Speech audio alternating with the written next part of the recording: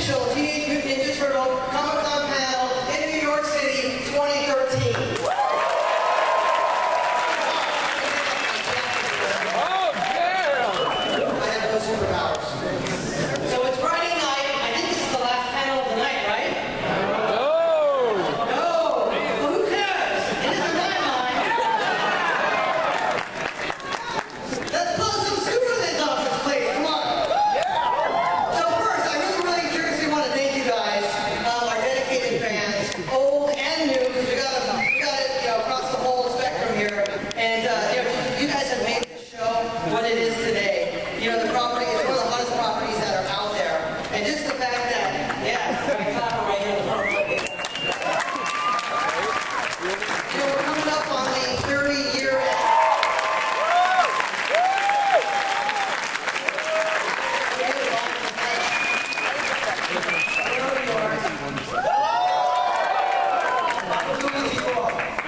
By the way, Cyril likes it when we call him Kappa Papa. So, on the count of three, can we get one of those? Say it again. Kappa Papa. All right, ready? Call him Kappa Papa. 1, 2, 3. You just made his year. Okay, so next up is his partner. I'm supposed to do a PowerPoint now.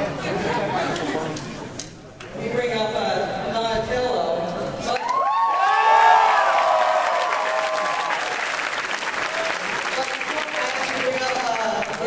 Let's take a quick look at this guy and his latest gadgetry.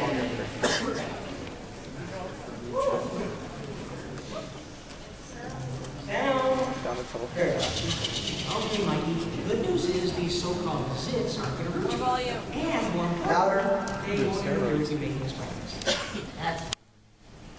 But the bad news is they'll continue to spread all over your body, spreading and spreading and spreading and spreading. And then they disappear into the flowers, right? No. And then your entire body will mutate into one single, huge, giant, gargantuan. So, ladies and gentlemen, please welcome the brainiac of the bunch, Mr. Rob Paulson.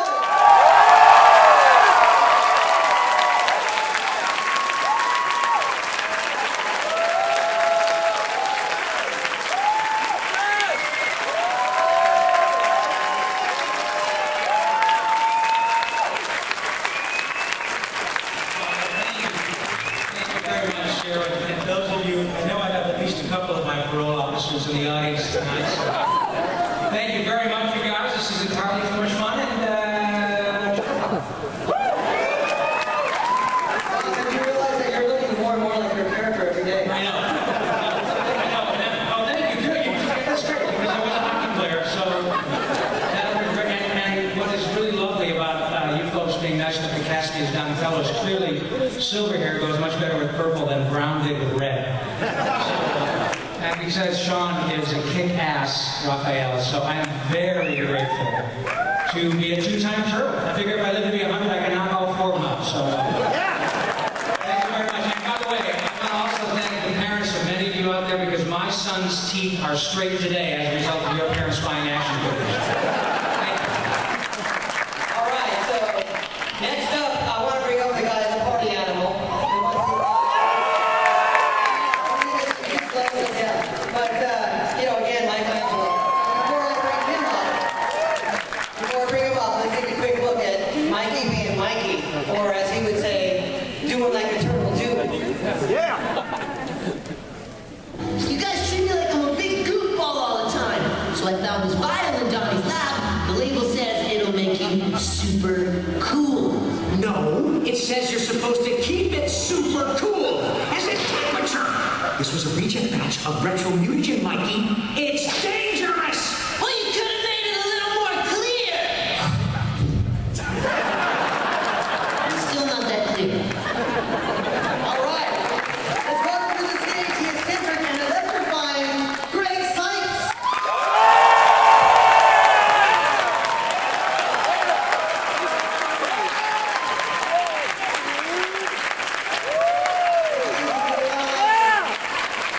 Booyakasha!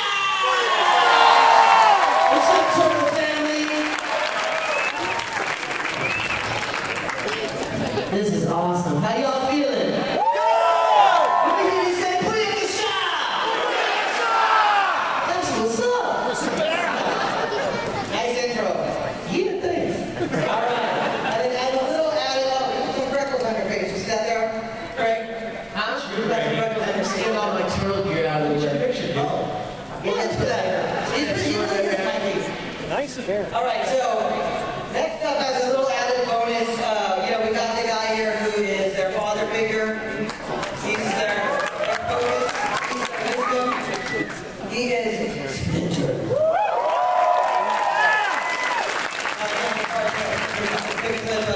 Splinter and all his wisdom. It's so rough. It's so rough. A cheese ball, truly an emergency. You know, what is the problem? I do not feel myself. I am on my way.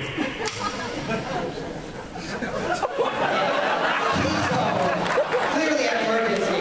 So please welcome to the stage and bow for the awesomely all-knowing and inspiring Mr. Hoon Lee.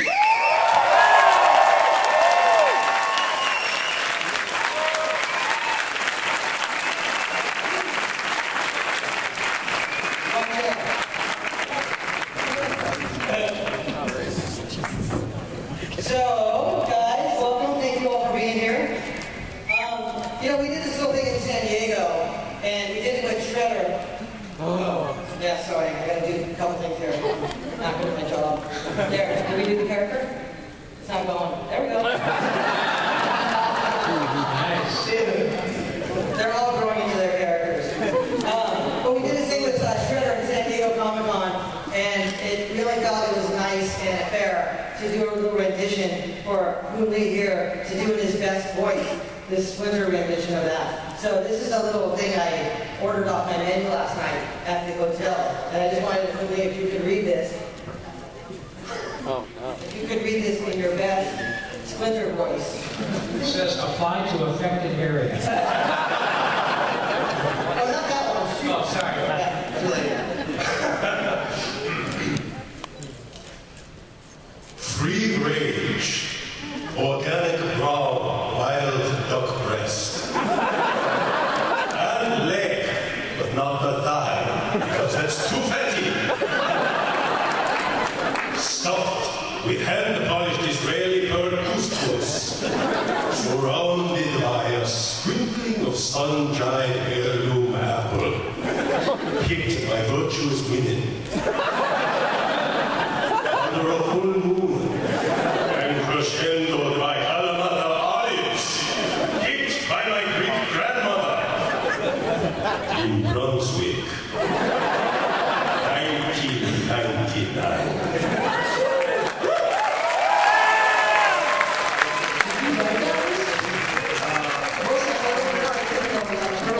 That sounds delicious. A lot of heroic stuff over the course of the series, but in that finale, I think they truly became heroes in showing that they could save really all of New York City. But my favorite thing is the real business of Splinter finally facing off against Shredder. He had to face so much, including, it was a lot of him facing his fear and coming out and facing off against it. And to me, it's great because it signifies the beginning of the end of that. They're over their jitters. And now that they've known about each other still being around, but they finally faced off is great. And to pay that out eventually is going to be just so gratifying. So, leading into that, how about you guys give us a setup of season 2? Well, season 2, I mean, really, we come into the first episode of season 2 with basically a couple months have passed. The turtles are kind of a little soft. They've been like partying, kind of like skating, eating pizza, having fun. Unbeknownst to them, the Krang has survived, and all the while, Shredder's been scheming. Actually, you guys want to see the episode? Hey, so can we watch it? I mean, I think I just set up the clip. I mean, it's gonna pick up right where I stopped talking. This is the first episode. Watch it.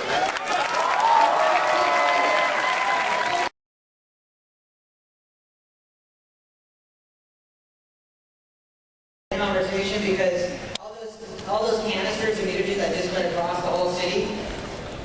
those are all going to become something, or that's a lot of trouble there. So why don't you talk a little bit about that? I think what we wanted to do with season 2 was kind of, give Donatello a chance to kind of show how he's a leader and let him kind of lead the group as He's 10% raise for Rob Paulson.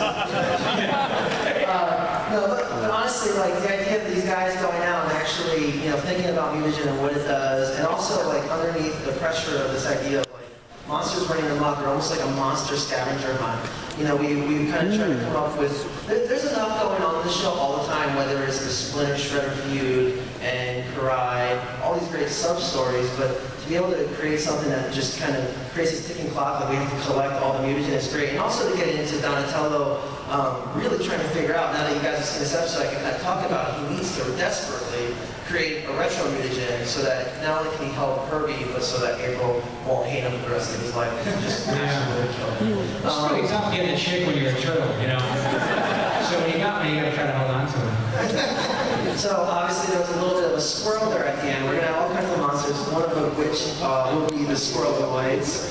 We'll probably see Mutagen Man, right? Mutagen Man. We'll see Mutagen do other stuff, like give Michelangelo terrible acne. Yeah, that's really cool. But one of the guys, there's a lot of mutants. One of them specifically that's great is our favorite, and he's Italian-American approved, Pizza Face. You guys remember Pizza Face?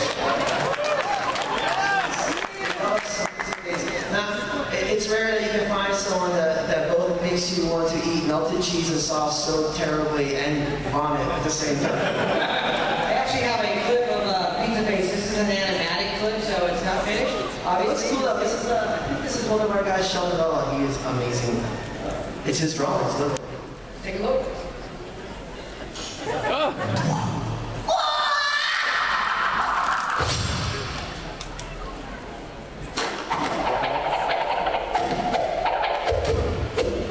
The jig is up, Pizza Face! Pizza face? I like it. Pizza is for the face.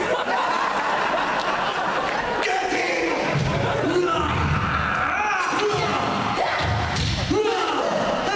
Guys, snap out of it!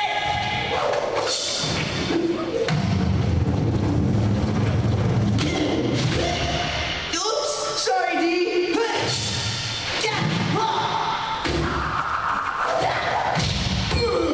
Oh man, sorry, Leo.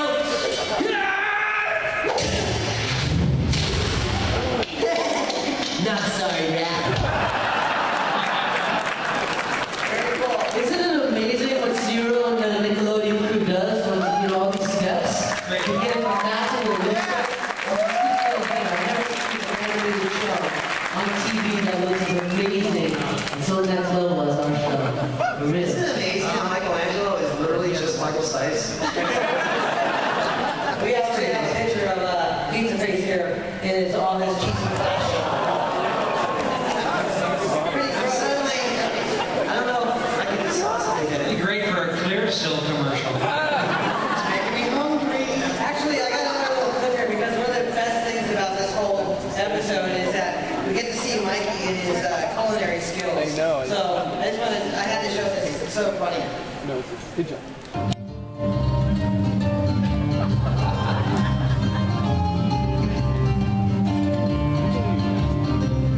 Now, what would be the best pizza ever? Duh! Hot sauce! I love a little hot sauce on my pizza. I love a little hot sauce, yes I do. But hot sauce isn't hot without sardines, son. It just tastes like a pile of sticky goo. Some cookie from a pile of worms, some garlic chives and marshmallows too. But where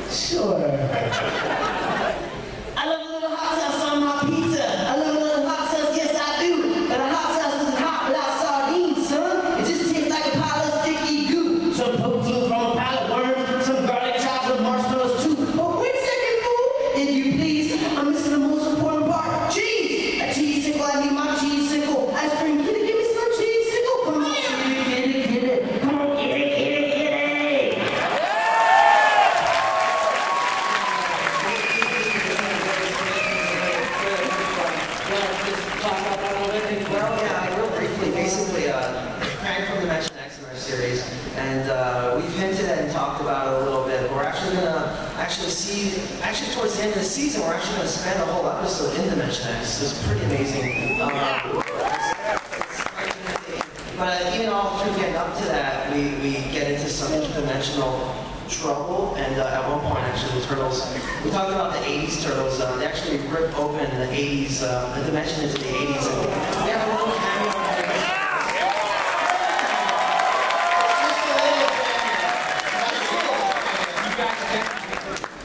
We actually had Rob speaking to himself. I gotta tell you, it was so bitchin'.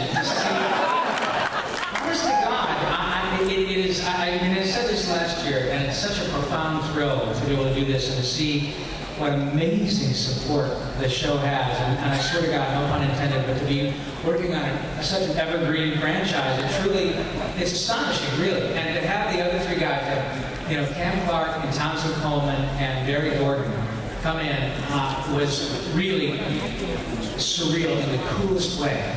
But what is so great about another shot of this, in addition to this incredible outpouring of love and affection, is to have people come up to me, sort of in a 25 to 35-year-old brain, and say, you know what, I gotta tell you, man, I wasn't so sure about this new Ninja Turtles thing because, man, you're screwing with my childhood, and all that stuff. Like you actively go out and try to screw up your childhood. That's what inevitably happens, and it's happened here probably a dozen times today, as people come up and say, you know what, I am crazy about the new show. Because the people who are making it get the mythology. They completely respect the audience. They understand the characters.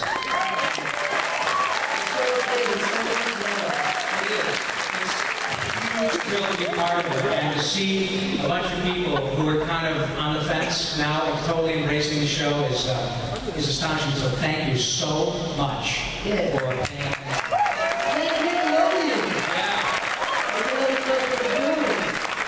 This show is just a love fest, as you can tell.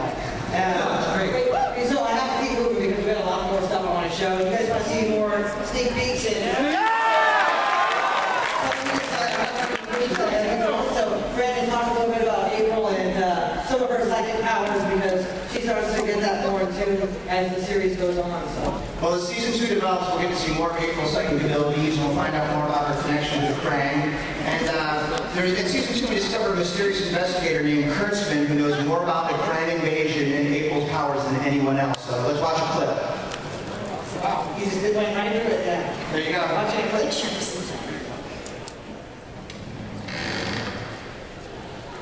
Well, I guess we've seen enough here, guys. Let's get out of here. Whoa! Donor, I'm a friend. Stalker's more like it. After all these months, finally face to face with the talking Ninja Turtles and April O'Neil herself. You better start talking, pal. What's with the photos? Who are you? The name's Kurtzman. I was a journalist on a case of the missing scientists last year, and then I discovered something much bigger.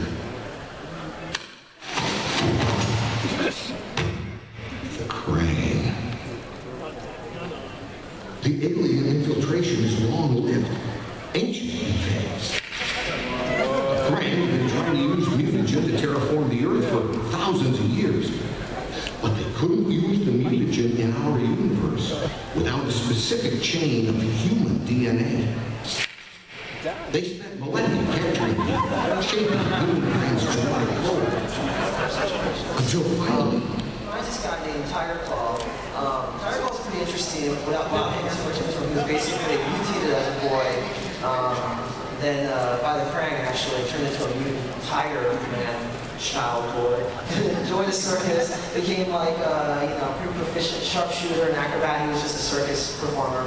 And later he kind of became part of the underworld and became like a very top level hired mercenary. So it's going to be interesting to basically bring him into the fold. Plus the other thing that we really always wanted to see was the cat versus the rat. So it's kind of I think what this clip is. We have a little clip too. We have a little awesome clip of Pirate Mode. So this is another animatic clip. You guys are seeing this stuff fresh and hot. And, you know, a lot of it's not done, so we're really giving you all the sneak peeks today. But here goes. I am tired of waiting. Your lives end now. This is it! I love you guys! Ralph, it was for you and your last piece of chocolate pepperoni pizza! I'm sorry, man. I'm so hungry. Release my sons! Now! 急須でご勘とはいったものだが、果たしてどうかな。はい。知り合いか。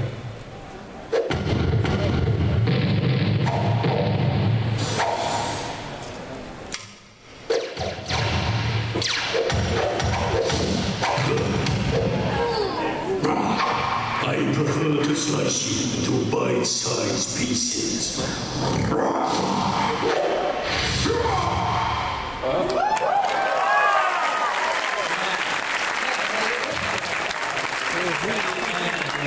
I actually want to go to Moon real quick because Moon, you were a huge fan of the Mirage comics, right? Like way back in the day. How do you I mean, you're such a badass, and your character's pretty badass too. How do you feel about all these things that are being incorporated from the comic books and being reinvented today? Oh, I think Rob touched upon it best when he said that, the first season we were hoping to kind of honor the legacy, but also start to forge our own take on it. And we were just hoping that people who had known the franchise before would come out and force some support, and that absolutely happened. So again, thank you for that. But it's part of the opportunity now moving forward is to build up that foundation and start to really explore new terrain. And I think that's the stuff that's really exciting for me to see in the second season. There's things that maybe were less developed in some of the comic books, or characters that maybe had that were fleshed out less, or being deepened and made richer. And in that way, you can kind of keep the focus on what has come before, but also start to round it out a bit more and start to make the entire stew a bit more tasty. So I think that the most exciting thing for me, coming from it as someone who saw the original comics, is to see that they very astutely kind of honored what was there in those original books, but have really pushed it forward into a new dimension, literally into a new dimension. So. Very cool. And I forgot to do this earlier in the show, but I really wanted to give a shout out to, he's not here today. I know he's flying in tonight, so he will be at Comic-Con later, but Kevin Eastman.